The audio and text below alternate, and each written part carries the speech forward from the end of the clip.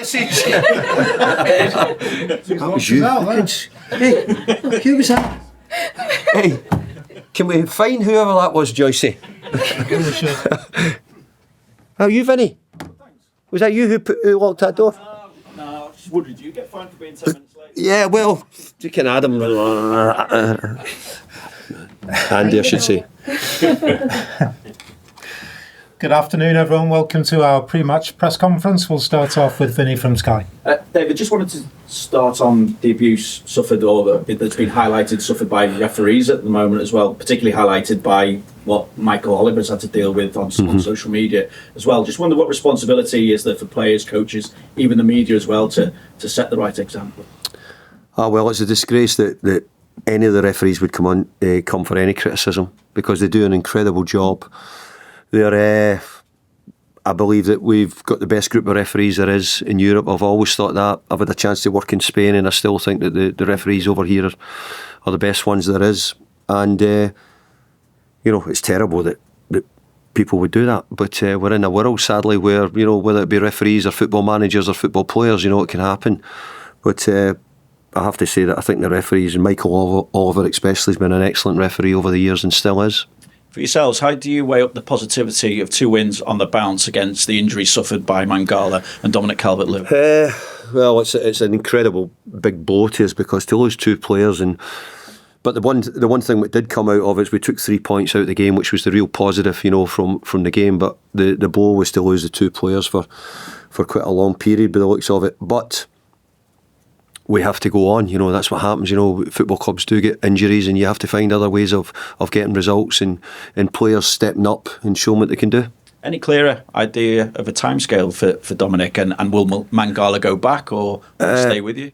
I believe that Mangala will go back. I think we're waiting for the surgeon to clear it, and I think he'll be operated on in France, as far as I know. Dom isn't as bad. Dom doesn't need any surgery. He's been checked. So from that point of view, it's not a good injury, but it's maybe not quite as bad as we first feared when we got it. So from that point of view, we're hoping that that might not be as long as maybe first expected. So I hope that he will play again this season. Absolutely, yeah. With Mangala then, and that loan, does that enable you or make it a little bit easier to move in terms of the transfer market and then bring another player? Well, I think what it means is we probably are even more reason for that we need to bring in some players, which we know. So we're not. It's not that we don't do that, but we know that it's just so difficult to get maybe players in what we want. But overall, we're really sad for both players. Really sad for Mangala, who actually the action was nothing. It was pretty much near the end of the game, 80 minutes round about that time, or 75 minutes. So it was really sad that it happened, and he's sort of been very good in the games we've played as well, and I've been pleased with him. So disappointed for the boy. Obviously, you're speaking a lot to Kevin Thelwell, so I just wonder how confident you are of adding to the squad now. Confident at the moment has become difficult, because it's certainly not for the want of trying. Let me tell you. So I know behind the scenes, and for all the Evertonians, we're really out there trying to find things that we can bring in. But undoubtedly, we're still hampered with PSR. I'm really jealous of watching a lot of teams who can maybe attempt to go for a lot of players at expensive prices. At the moment, we're not quite there, but we don't want to get ourselves in a position what we've been in before with points deductions, etc. So we have to be really mindful of what we do, and all I can say is I hope the supporters all understand that and go with us. We hope to bring in some players, but maybe it's not the ones which, if we really had the money, we'd be trying to do. And again, this weekend, you have to go with what you've got. I just wonder how pivotal, one game obviously doesn't make a season, but how pivotal do you feel this one game, given the respective positions of the two sides, could be to the aims that you had when you came in? I get that, but the last thing our players need is any more pressure on them. They've worked under so much pressure recently. They're just beginning to get a lot of belief back in it. We need the supporters to look at it that way. I think Leicester have improved recently, and I think they look as if they're playing better. So I hope that we can get another good result. It'd be really important, but I'm not going to load up the pressure on our players at the moment. I'm going to try and keep them as calm as I can, and hope that the crowd get right behind them and support them, and give us everything we need. And I know you had a feel for the club anyway, but you're at the Everton in the Community Showcase the other day as well. I just wonder whether that, or how much that reinforced the feel that you had for the place. Well, if there's one thing I've always thought about Everton, I think it's got community running through its veins. I think it does unbelievably good work in the area. But I said at the time as well, I think people should never forget the good work that football clubs do in communities. It's not just Everton. I've had a chance to see it at West Ham as well. I think they try and give an awful lot back in. So there's so many people put time and effort in, and as we said, there's a lot of people who get criticism maybe on social media, but there's an awful lot of people behind the scenes doing good work in communities where there's a lot of deprivation at times at the moment, and some people struggling with different aspects. And I think that Everton do a brilliant job. Just finally for me, David, a couple of things to check. Dwight McNeil, any update? Has he had surgery yet? And Chermiti as well, any further time scale? Yeah, Dwight's had a minor surgery. I've just spoke to him as I walked into the press conference. It's the first I'd seen him actually. He's back in the building. So hopefully hopefully this will be the sorting out his injury, which was a little bit difficult to sort of diagnose. But hopefully this will help and get him back. And Chermiti? Chermiti's back on the grass today. I'm getting told maybe 4 weeks, 3 to 4 weeks, we might have a chance of getting him back. But obviously, that's him. I think his first day was back today and was out with the physios. Thank you.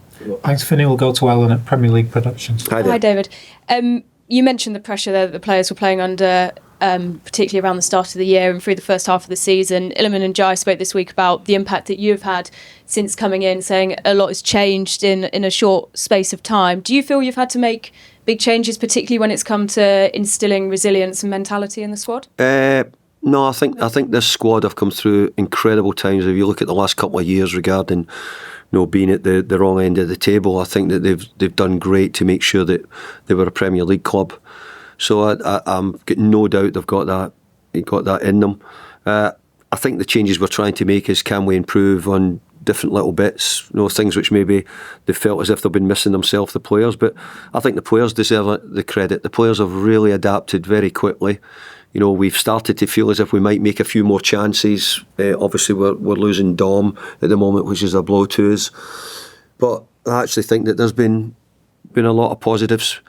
But like last week against Brighton, we had to show a lot of the stuff which been ingrained in the players here over the years. They're hard to beat, hard to play against, don't make it easy, which is a great thing to have. And in terms of seeing games out, like you of course have done in the last two games, but particularly against Brighton, how much is that necessary as a solid foundation for building the squad on, and how much encouragement does that give you for the rest of the season? Well, I've always thought that the best teams have the best defence mainly, and I think that you've got to have a good defence to make sure that you're always in a good position to win games. Us winning the game last week was probably down to a really good rearguard defensive performance. So we're going to have to do that, but still try and make more chances, more opportunities to score. We got 3 against Tottenham in the last home game. So the idea would be to try and see if we can do something similar. And not just creating chances, but converting them as well. 3 of the 5 players with the most shots and chances combined without registering a goal and assist in the Premier League are Everton players, particularly with Dominic now sidelined. How important is it that those players now step up and convert the chances? Yeah, absolutely. I don't think we're necessarily a side at the moment who's going to be making bundles of chances. We've done quite a few though, I have to say. Against Tottenham we made a lot of chances, more than the 3 we've done, and even against Aston Villa we had a couple of opportunities in that game as well. So we have to try and find a way of keep making the opportunities. But I take your point, yeah, we do. We everybody needs to step up. We need to look to see if we can score some more goals from set pieces. We need to look to see if we can score them in open play as well. So let's hope we can do that. Thanks, Helen. We'll go to Julia. Hi, David. Hi there. Just wondered if you could explain a little bit more about just the complexities of working in a January transfer window and with PSR, because this club has had, PSR highlighted over the last couple of years. Has it surprised you how difficult it makes it to operate? Yeah, I've got to say I've been really surprised in the way it's restricting the football club here. Everton's a huge football club, and it should be competing with many of the big clubs in the country here that we've got, and hopefully spending in a way where it's right in challenging for the big players which are out there and available. There's not that many in January, to be honest, and I think that I'm just beginning to see it myself. I'm just beginning to look at it and say I understand a little bit more about the PSR. We've still got a little bit of work to do with that. It's hindering us maybe going and being what does David Moyes really want, and what do I really want to bring to Everton just now is not really what I can do. But I know that I have to find a way of getting players in who will hopefully contribute in some way. But as a manager, you always want to sign the best players you possibly can. I want to sign people who I think the supporters will be excited by and would love to come and see. And just at the moment, we're all just a little bit hindered with what's been left over. But we're nearly there. We've got good new owners in who I feel will change that, but maybe not till the summer. Yeah, and with that said then, if you can't do any business because of those regulations that are in place, do you feel this squad has got enough in it to stay up in the Premier League? Well, I hope so. We're going to have to work at it. But the last two results would suggest that we've done quite well. But I'm not daft enough to get carried away on that. I know that it used to be 40 points, it was, I think, to stay up. I don't think it'll need as much as that this year. But I certainly know that we're going to have to win quite a few more games in the run-in to make it happen. So I hope the squad's strong enough if we don't get MD. But in a way, I'm still saying, look, I would like to bring a couple of players in if we can, and it might just be people who can help me try and make sure in case we picked up any more injuries. And because once we get January out of the way, that's it. We can't do any more. And on that note, the good news this week is you've had Tim Iroegbunam back into training as well. James Garner came off the bench last week, so you're getting bodies back. Is Tim someone that can possibly feature in the squad this weekend? He could do, yeah, and he may well do because we've not got so many about. But what I'm saying, I think Tim needs a good bit of training at the moment. I think he's just coming back, and I think he'll need a week or two more before I would probably think that he'd be ready for the real action. And with the fact that strikers are low, they're difficult to come by in January as well. Michael Keane has been used in the past up front. Is he somebody that you would consider putting up front? And how difficult is it? You know, he's really a defender. Changing that position for him. Well, let's be fair, he's not a centre forward, but everybody seems to tell me that he's always done quite well. I remember him from years ago, and he played very well for Burnley before he came here as well. When he was at United, I had him for a while. So I do think that we're probably looking. We're going to try anything. No, we're going to need everybody to try and be adaptable, flexible, and see what possibilities we've got. It's not the first thought in my mind, but I might need it. Thanks, Julia. We'll go to Carl from the Press Association. Hi, David. Just a quick one. You've spoken about the difficulty with transfers and in terms of what's available to you. How much can you quantify how much of a compromise you're looking at having to make in terms of level? Well, I understand the position. I've come to other football clubs in a position similar to this and built on it and found a way and tried to improve the level of the players and the quality. And recruitment will always be the most important thing, I think, for most football managers anywhere, trying to recruit correctly. I think that this football club should be buying in a market where we can compete and challenge other teams. At the moment, we're not in that buyer's market, I don't feel.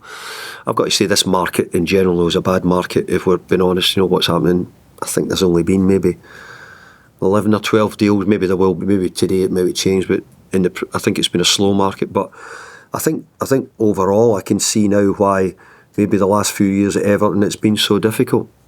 The people who've had to work under the restrictions have done a remarkable job, because it's not good when you see other teams buying a lot of top players and you're saying you can't get involved in trying to get in the action, really, because it's just out with our reach.